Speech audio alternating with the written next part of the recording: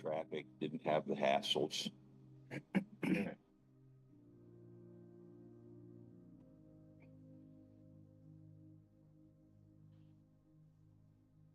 Mr. Powell, All right. that's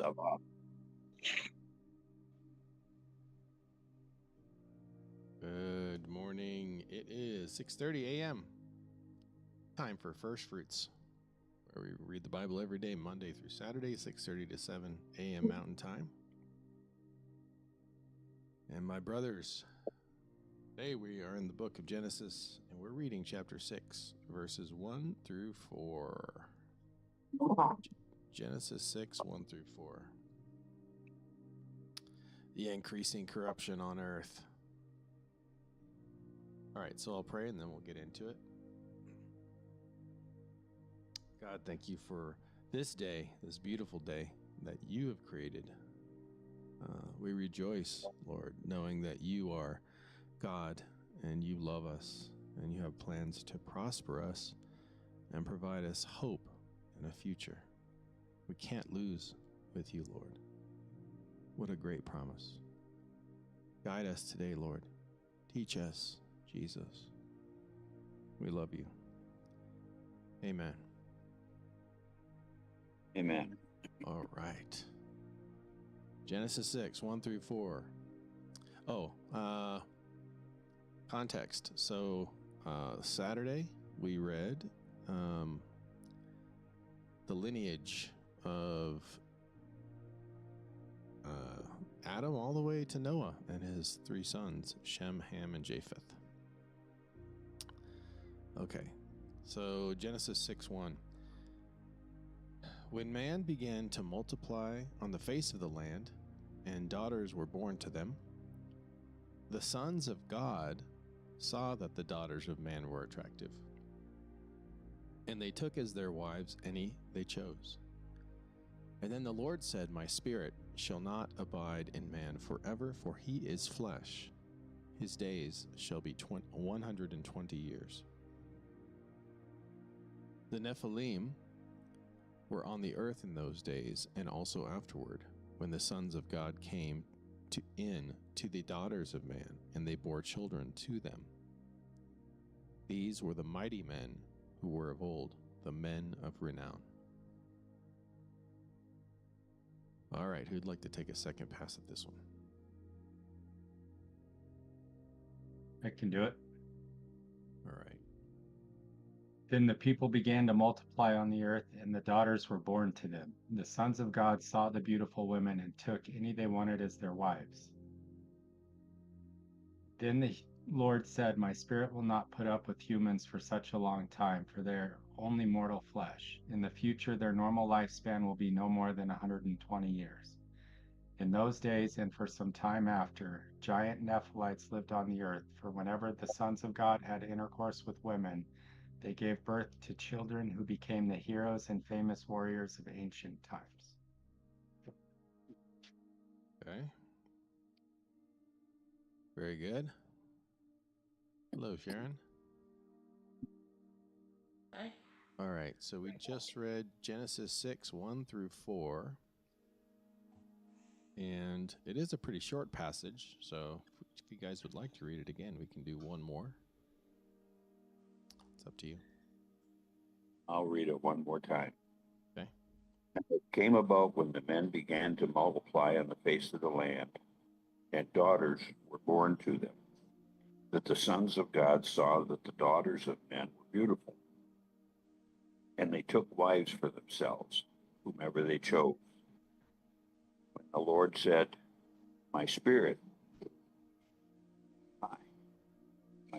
shall not strive with men forever, because he also is flesh. Nevertheless, his days shall be 120 years. The Nephilim were on the earth in those days, and also afterwards, when the sons of God came in to the daughters of men, and they bore them children. Those were the mighty men who were old, men of renown. All right. Interesting stuff going on here. Yeah. Okay, so what's standing out?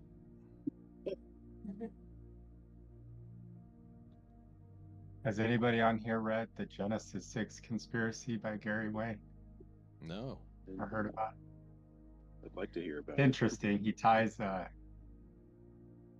uses a lot of extra biblical sources, but he ties the Nephilim to a lot of Greek mythology and some other past events in a very convincing way, but really makes that heroes of renown or the heroes of old stand out to me.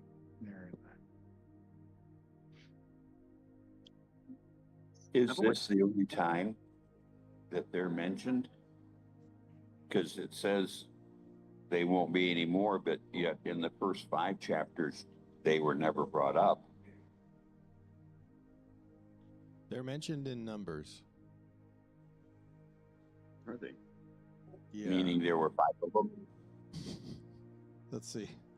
I did a little research before. Numbers 1333. Let's go there.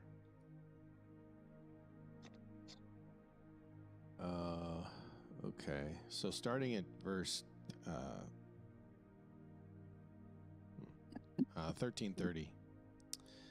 But Caleb quieted the people before Moses and said, "Let us go up at once and occupy it, for we are well able to overcome it."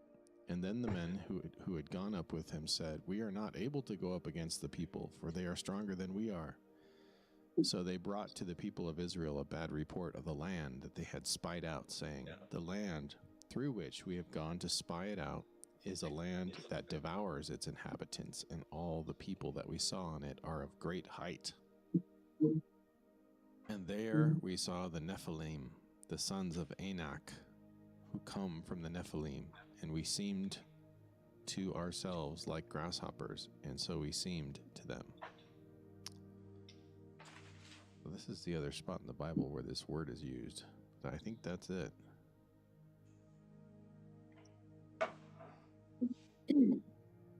Well, how is that possible? That's a good question. Because these 2 events happened around, one before the flood and one after the flood. Yeah. So the definition of Nephilim, at least in my study dictionary here, is it says a masculine noun used only in the plural, meaning giants.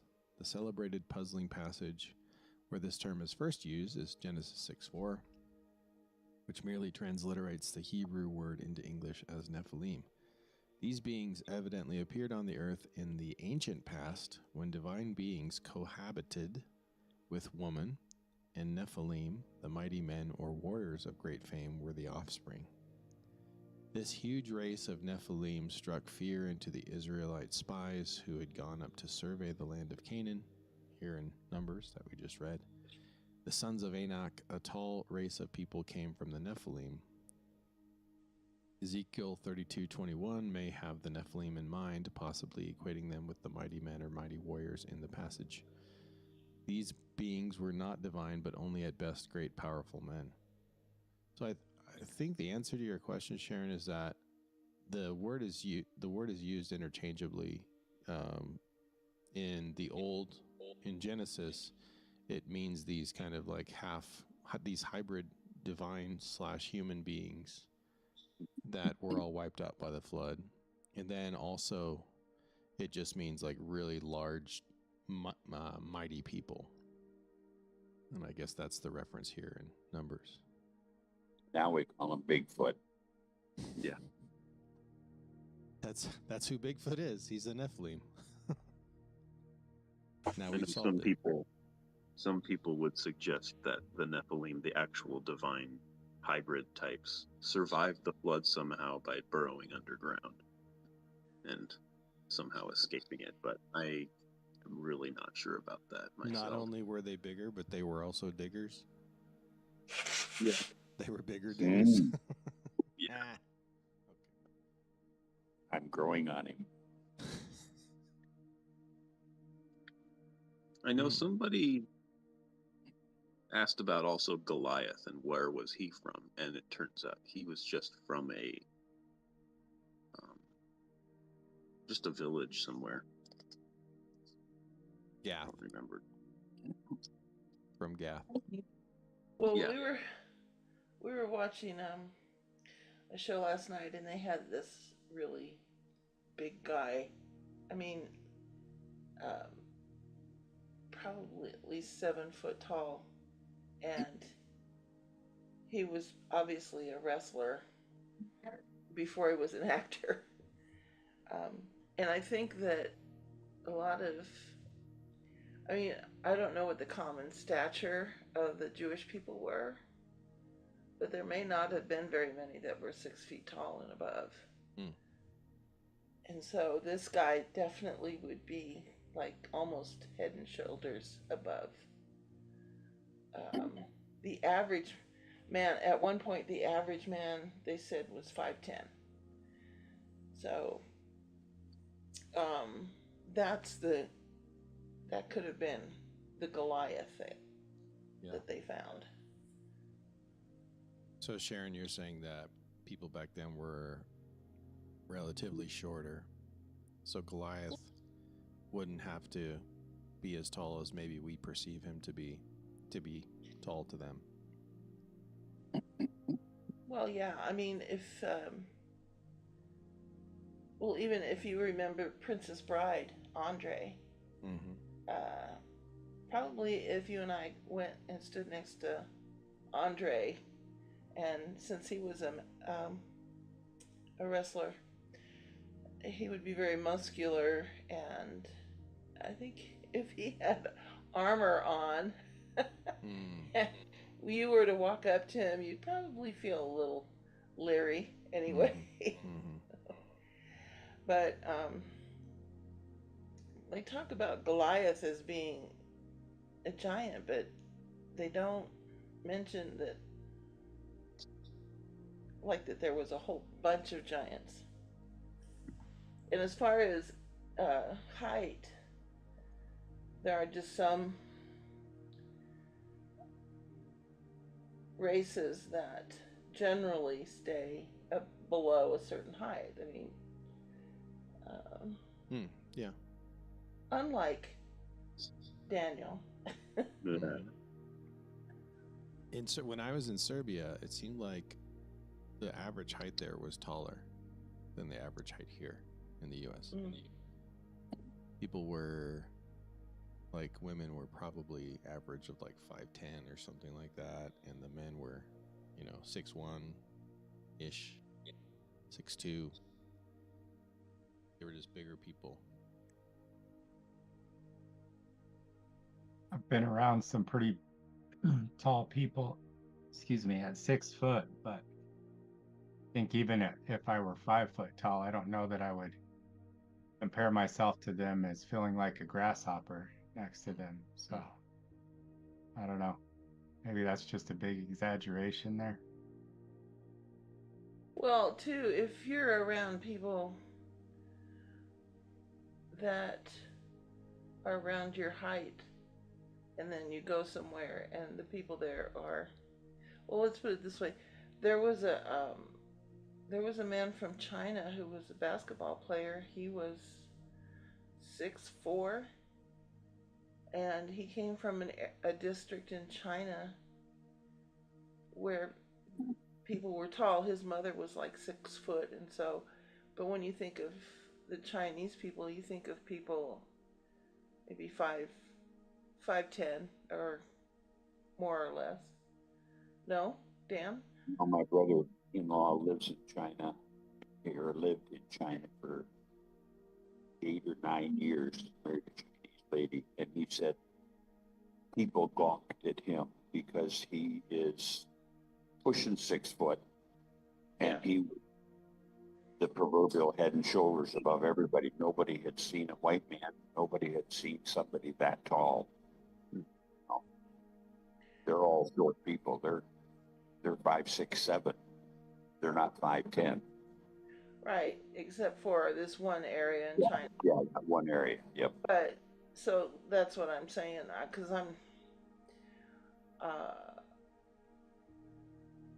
my son-in-law is from Mexico. He's 5'10", and I think he's tall for his culture.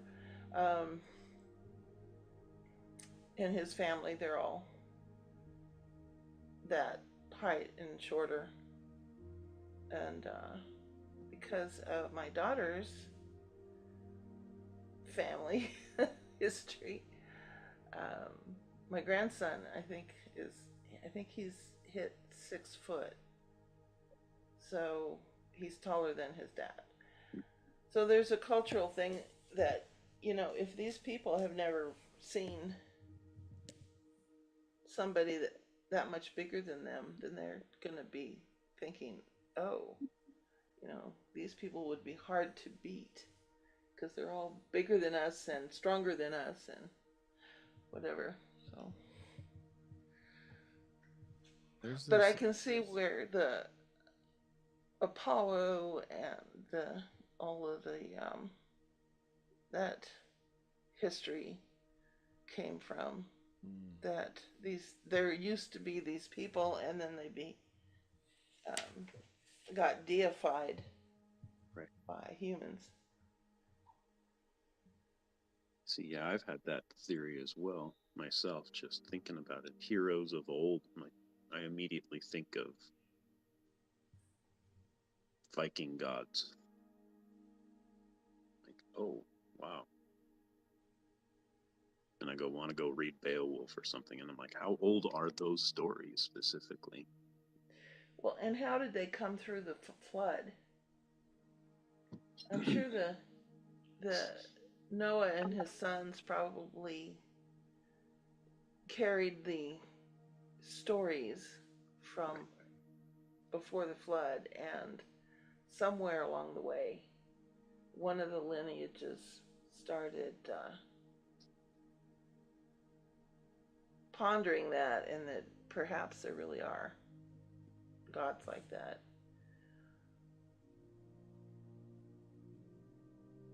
The Bible's not it's not clear about who these people are. The sons of God could imply that they were some sort of fallen angels. In verse 2, the sons of God saw the daughters of man were attractive, and they took as their wives any they chose. And then the Nephilim were like the children, essentially, of these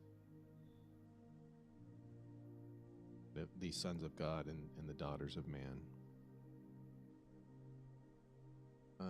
Well, my question, though, Damien, from several days ago was, all these people seem to be able to walk and talk with God whenever they wanted. And then I think it answers my question here in verse 3, when then the Lord said, my spirit shall not strive with man forever.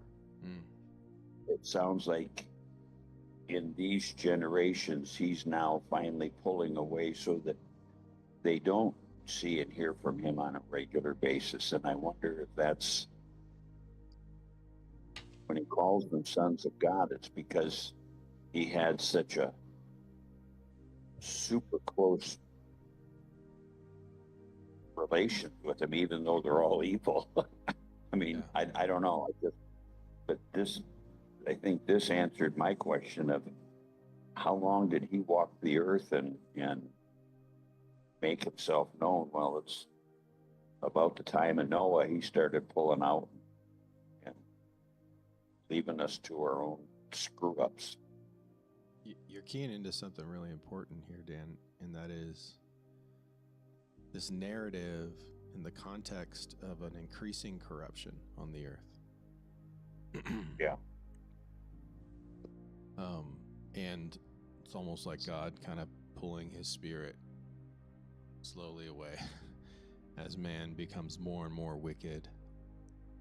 And this is another example of the wickedness of humanity, where they're crossing it. So, we talked about God establishing these boundaries, these good, and he did this and it was good, and he established this boundary and it was good, and right, all the goodness in the boundaries that God established.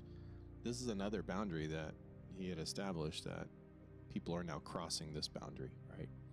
These these sons of God are now taking humans and creating these new creatures, perhaps called Nephilim.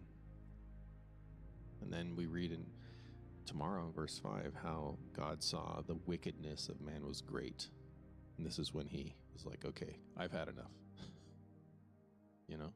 Yeah, but he set boundaries, and they started out on the other side of the boundary. I mean, look at right off the bat, Cain killed his brother right off the bat. I mean, holy crap! Yep. Very, very beginning. Yeah, Well, these could have. It seems that they were. They may have been part of the fallen angels. Yep. The group that came with Lucifer. Mm-hmm. Possibly. That's how I've always understood. What was Gary's theory, Ben? Oh, on which part? He has like multiple theories on how they were around after the flood, and doesn't really back one. He just gives a lot of evidence to support different theories. There was like Daniel said, that they went into the ground. There's a theory that they were taken off planet by the fallen angels and brought back after the flood. Some very interesting theories out there as far as how they were around, but Let's see, we're gonna have a flood. I think I'll dig a hole. That does make a whole lot of sense when you know water's gonna fill it. You just cap it. You cap that hole. You need to have plenty of air. What, 40 days of air?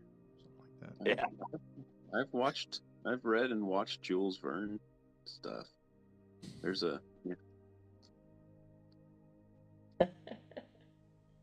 That's true.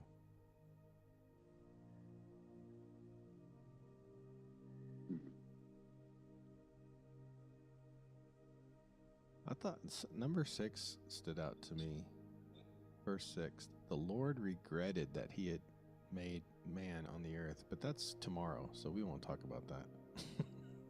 Sorry, I got a little distracted. I was reading forward.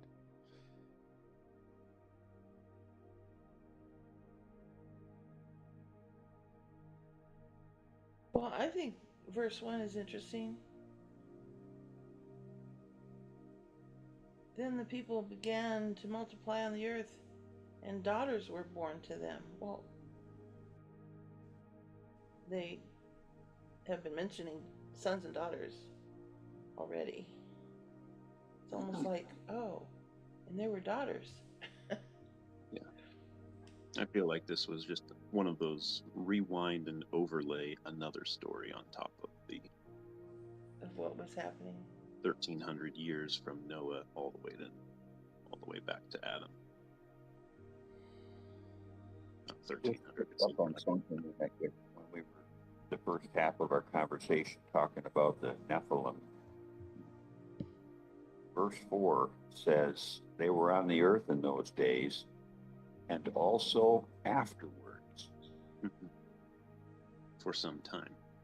Yeah, so it makes it sound like even maybe after the flood, they did survive. Maybe they know how to do the backstroke. I don't know. Also afterward. Okay, this word in the Greek, Hebrew, the word afterward is ahar, A-H-A-R, ahar, a preposition meaning behind or after or afterwards. The usage is quite uniform, varying slightly according to context. Used more adverbially, it can mean such things as behind someone or something, afterwards or after that, an event. Used more specifically as a preposition, it means behind, after, such as to pursue something literally or figuratively. After in a temporal sense, such as when clouds return after the rain. or after talking ceases.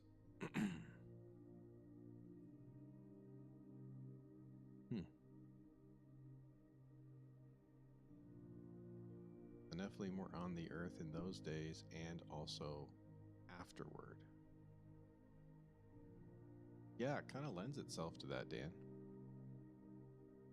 Like after the flood, you're saying. It really is a big flood. Maybe they were also good swimmers. Who knows? There's also a theory that the same thing happened after the flood, that the sons of God did it a second time as well. Mm-hmm.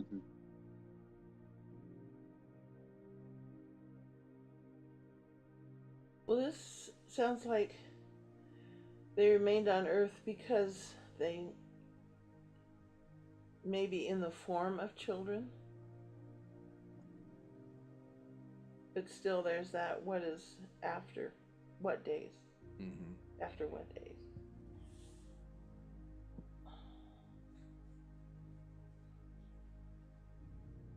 Or maybe there was a time when the sons of men left, but they left their children. I don't know. Maybe, but I can see maybe them Noah put a pair of them on the ark. unknowingly. I could see how, like, these sons of God, if they were divine beings, that they're not necessarily killed by the flood. You know what I mean? They're not as, maybe not as fragile as humans.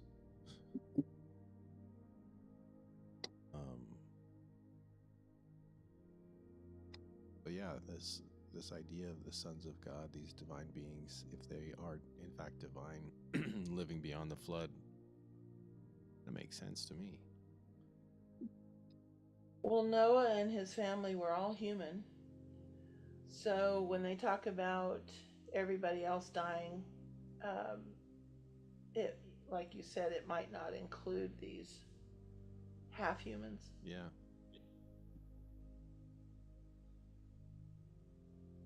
Yeah, what stood out to me is that in our fallen state, it's pretty much a given that left to our own devices, we're going to end up these evil creatures like in those days, and which is why he capped it at 120 years.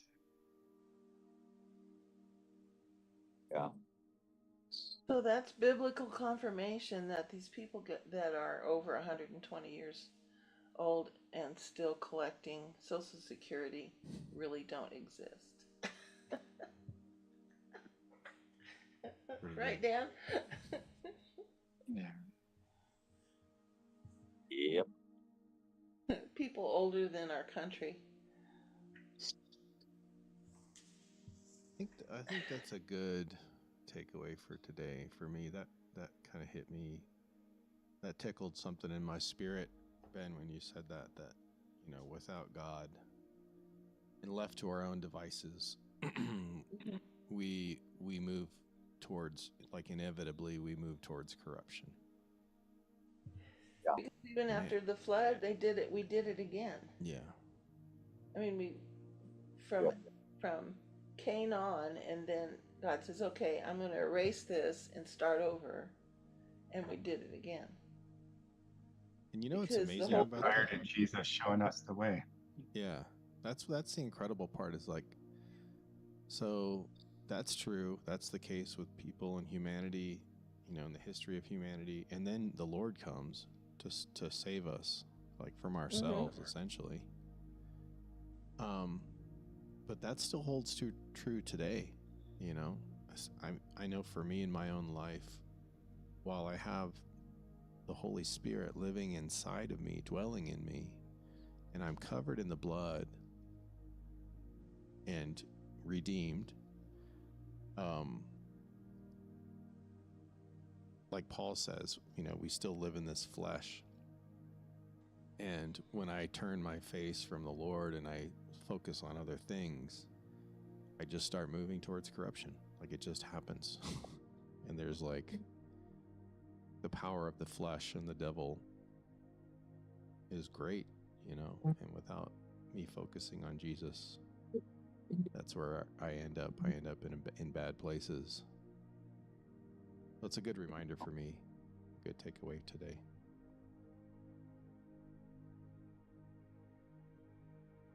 All right. Well, it is 7:00, brothers and sisters. It's time to wrap up. Anyone feeling like praying, closing us out today?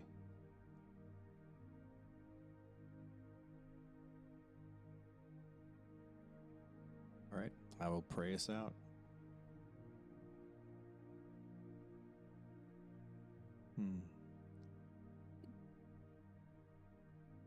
Thank you for this time, Jesus.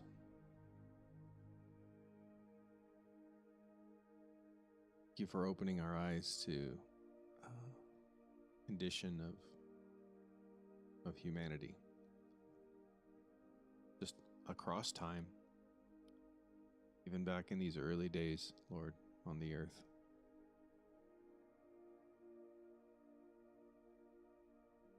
The Old Testament, Lord, is a mirror.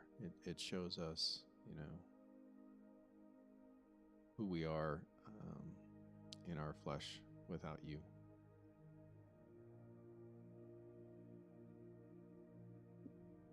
God, I ask that you continue to open our eyes. Your truth.